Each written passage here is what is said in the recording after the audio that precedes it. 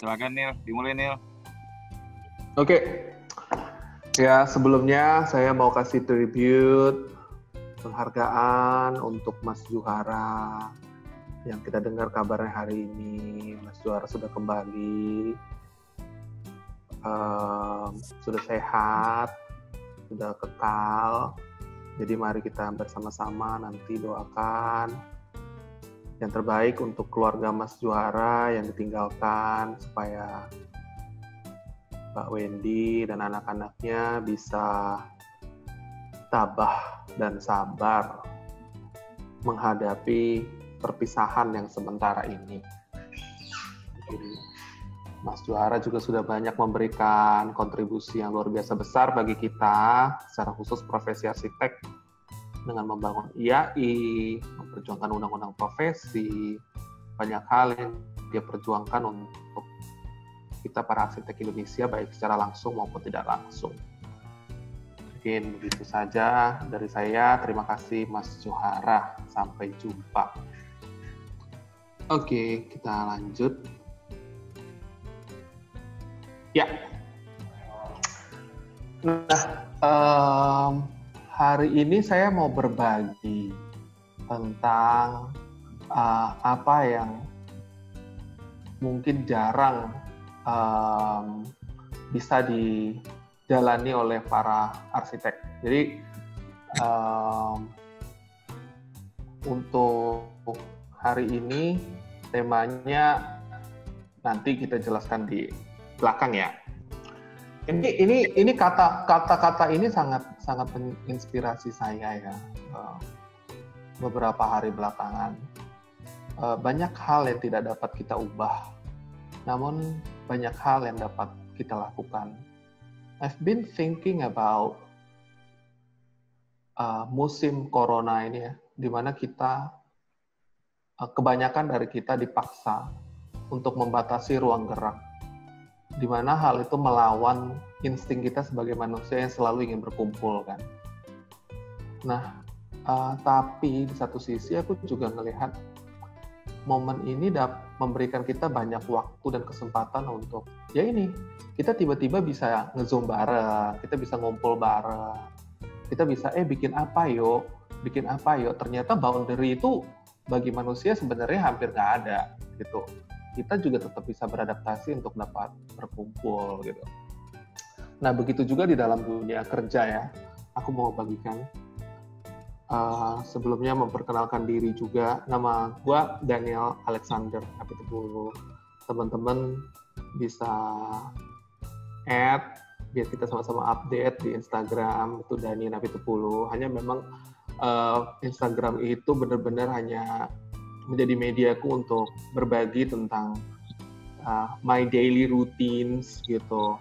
Nggak tentang pekerjaan, nggak banyak tentang pekerjaan, sangat jarang sekali, tapi tentang my value of life. Dan itu juga ada nomor telepon 04137864888. Ini saya share bukan untuk nyari job, tapi untuk nyari teman. Kita nggak tahu sampai berapa lama kita harus di rumah. Jadi kalau teman-teman punya waktu, kita WhatsApp-an bareng, terus kita nge-zoom lagi seperti ini untuk ngobrol-ngobrol hal yang bermanfaat. Karena kita nggak banyak tahu. Ada berapa orang dari kita yang nggak tahu mau ngapain dalam satu hari. Nah, mungkin kita bisa ngobrol, diskusi, create something. Kayak Mas Weldy yang ada sekarang di Timur Tengah, ternyata kan boundary nggak jadi batasan buat kita untuk berkontribusi bagi sesama. Oke. Kalau mau tahu tentang pekerjaan saya, tentang profesi saya, formally, itu bisa buka di LinkedIn. Karena di waktunya ini agak terbatas dari Bang Parlin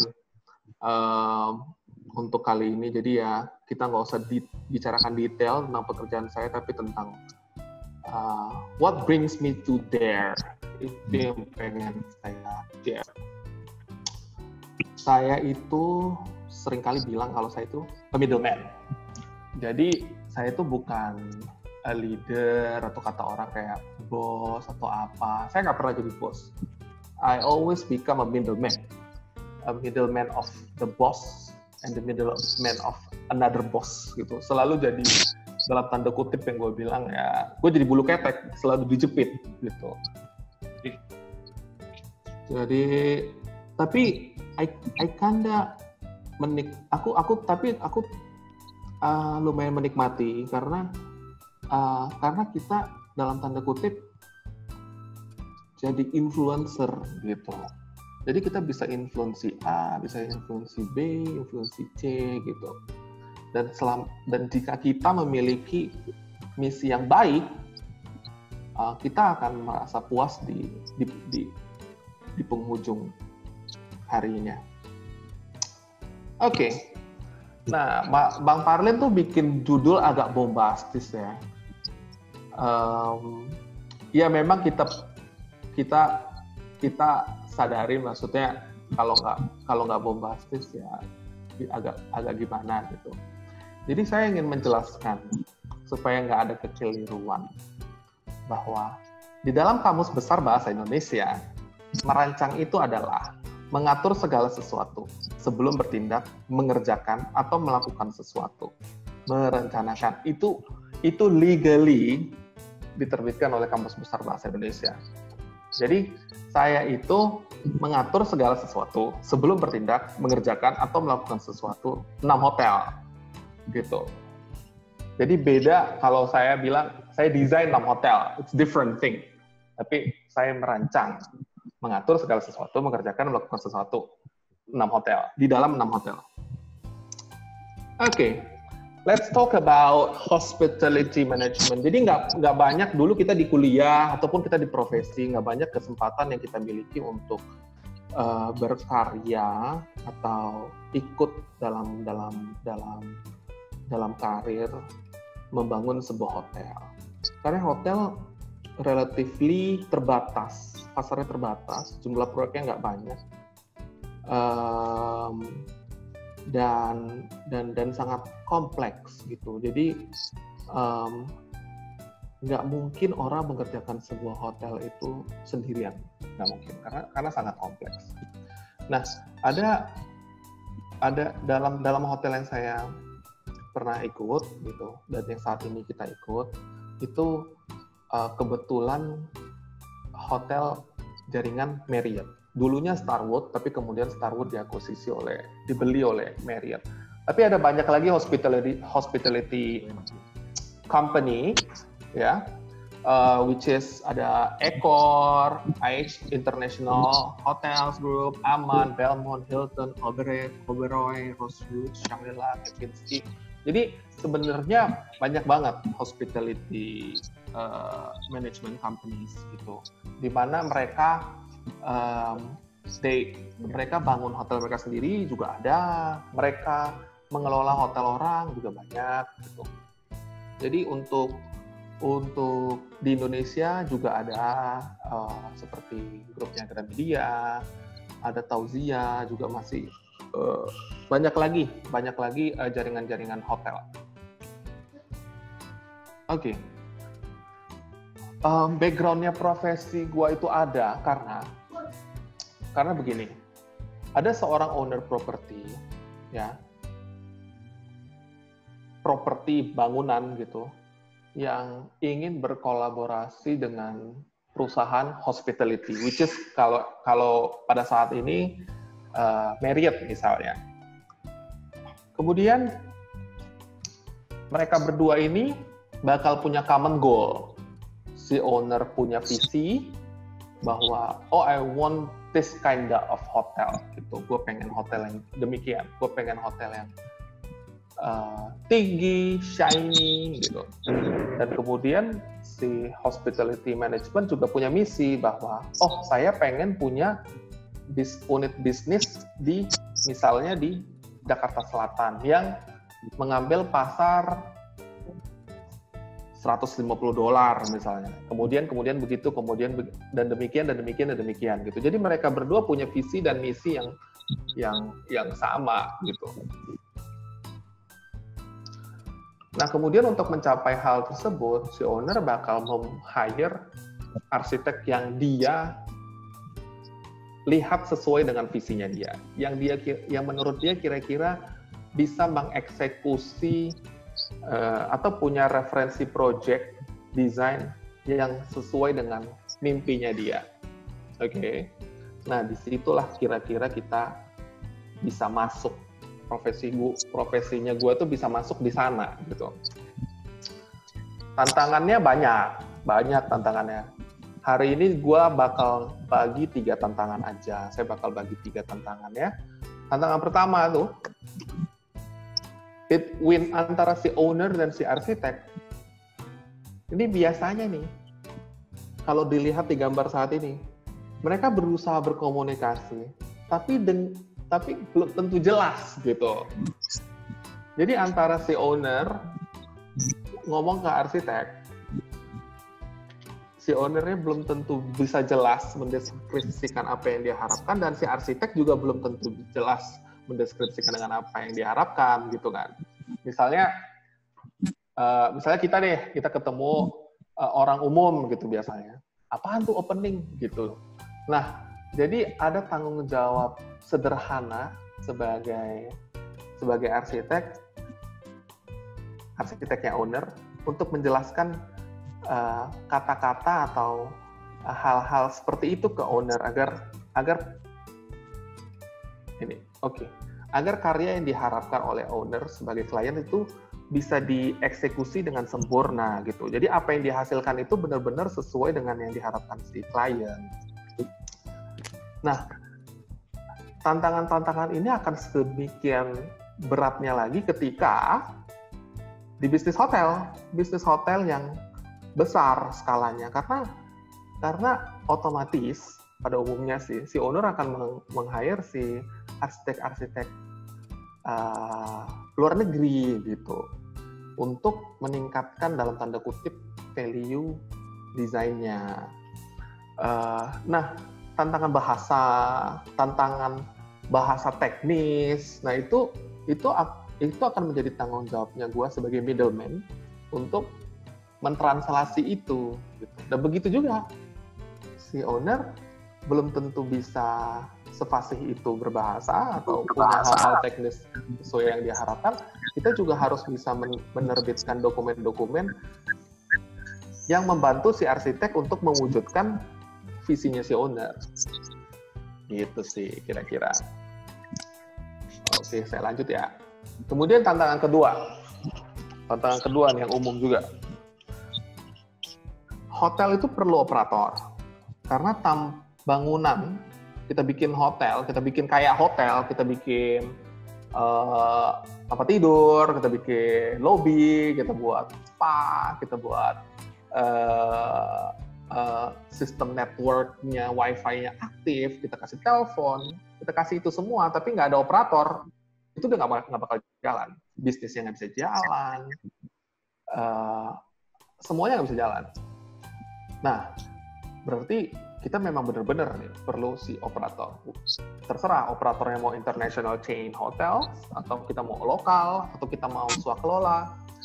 Tapi segala sesuatunya si operator itu, si orang-orang hotelier itu akan punya standar bahwa saya mau handuknya tebelnya sekian. Saya mau lampunya seterang ini untuk area ini. Saya mau treadmill-nya pakai TV. Saya mau masuknya nggak pakai kunci. Saya mau. Jadi banyak standar-standar yang harus kita penuhin ya. Dan nggak semua standar itu selalu standar loh. Jadi contoh, apalagi kalau kita kita ngerjain hotel jaringan Amerika ya. Begitu banyak standar fire, life, and safety yang harus kita penuhin. Kadang nggak make sense. Contohnya bikin exit signage di dalam freezer, di dalam walk-in chiller. Ini kulkas. Yang masuk cuma 1-2 orang dan harus dikasih exit signage, which is kan nggak make sense. Karena exit signage itu pada umumnya kalau kita mau nge-direct banyak orang keluar dari satu pintu gitu. Jadi mereka nggak chaos, nggak rusuh kalau misalnya terjadi blackout misalnya, mati lampu gitu. Nah, si exit signage itu akan mempermudah mereka untuk menemukan jalan keluar. Tapi kalau di dalam kulkas kan nggak perlu. Kemudian contoh nanti dari masih dalam fire life and safety ya, contohnya misalnya sprinkler. Bangunan satu lantai, kebuka, air circulation-nya bagus, nggak ada kompor di bawahnya, semua jaringan kabelnya terinstall di dalam conduit dengan rapi. Ini gue agak teknis ya. Nah, dia minta sprinkler, gitu. Buat apa? Gitu loh. Nah, jadi kita adalah orang yang menjadi kita adalah orang yang bertanggung jawab untuk mengambil jalan keluar dari dispute itu, dari ketidakjelasan itu, gitu. Kita harus bisa mendukung kepentingan. Gua as a middleman, paid by owner, gitu. Gua harus bisa professionally mendukung kepentingan owner, tapi juga tidak merugikannya karena mengambil keputusan-keputusan yang beresiko tinggi, misalnya begitu. Atau misalnya dalam konteks tadi kan fire life and safety ya, contoh dalam konteks crime prevention misalnya, ada beberapa hotel yang mengharuskan harus ada hydraulic boom. Loh, kenapa harus ada hydraulic boom? Jadi itu supaya mobil berisi bom itu nggak masuk ke dalam kompleks hotel. Nah, itu kan hal-hal seperti itu kadang sangat kontekstual, tapi ya kita bertanggung jawab untuk mengambil jalan tengah untuk hal-hal tersebut. Jadi kadang saya juga harus menjelaskan ke operator bahwa you need us gitu, karena without us you cannot run your business gitu. You need a property to manage, right? Terus kita juga harus punya understanding yang sama dengan mereka bahwa standar ini dari experience-nya mereka, nggak turun serta-merta dari langit juga. Jadi kita bisa respect. Tapi untuk standar yang nggak selalu standar, kita harus bisa highlight, kita harus bisa nemukan itu dengan jeli dan berusaha menghindarin hal-hal seperti itu. Oke, kemudian yang paling sulit challenge-nya adalah di pre-opening phase itu. Jadi ini ada Dino Bruza, dia bikin kalau S3 itu disertasi ya PhD gitu. Bener nggak sih disertasi ya? Oke. Di pre-opening phase itu adalah kondisi yang paling sulit dari fase membangun sebuah hotel. Karena di sana kita harus benar-benar sebagai middleman, gue cerita tentang gue ya, as a middleman, harus benar-benar memastikan proyek konstruksinya sudah berjalan dengan baik. Dan kualitasnya adalah kualitas yang terbaik gitu. Bukan 99% tapi harus 100%. Segala sesuatunya harus kondisi yang terbaik. Sprinkler harus nyala, nggak ada kompromi gitu misalnya. Si gasnya harus nggak boleh bocor, si finishingnya harus sempurna. Karena begitu tamu masuk nantinya, kita nggak mau mereka cuma komplain, karena satu komplain akan berakibat dengan komplain-komplain lainnya gitu, dan komplain-komplain tersebut cuma mendiskreditkan nama hotel yang kita bangun gitu sih kurang lebih. Jadi kita harus benar-benar sebagai middleman maintain integritasnya kita. Oke. Nah, integritas kita itu harus kita maintain sampai mana? Seterusnya, kita harus jujur kalau kita punya masalah. Kita harus jujur bahwa di sana ada defect, terus kita harus selesaikan. Kita harus mempertahankan pendapat atau keputusan yang sudah kita ambil dari fase desain sebelumnya gitu. Kita harus dapat menjelaskan ke si GM bahwa desain ini adalah desain yang terbaik gitu. Dia harus mengerti hal itu. Yang mau saya bahas di sini ya, ini tentang si integrity itu. Integrity itu benar-benar menjadi senjata andalannya gua sih dalam setiap proyek hotel. integrity itu akan sangat benar-benar kita. Jadi ini ada beda ya. Ini maintain your integrity itu bulat ya, which is berarti gue masih bisa negotiate lah, ngobrol, diskusi, open for discussion, dan kemudian setelah pre-opening, jeger, GM masuk, kita harus benar-benar mempertahankan integritasnya kita sampai buka. Karena integritasnya kita itu menjadi modal untuk menyelesaikan masalah-masalahnya hotel itu. Hotel itu kompleks banget. Satu hari itu bisa kayak 10 atau 20 masalah yang harus kita putuskan dan kita selesaikan untuk sampai nanti dia open. Dan kemudian setelah open juga akan banyak masalah-masalah which is yang datang dari tamu, dari engineering team, housekeeping, dan semuanya.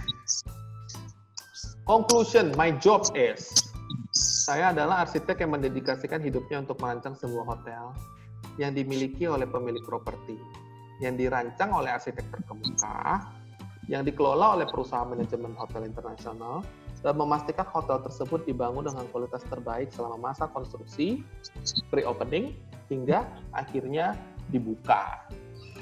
That is my job. Okay, stay positive, share your story, and spread the good news of the day. That's all for me. Okay, thank you, Neil.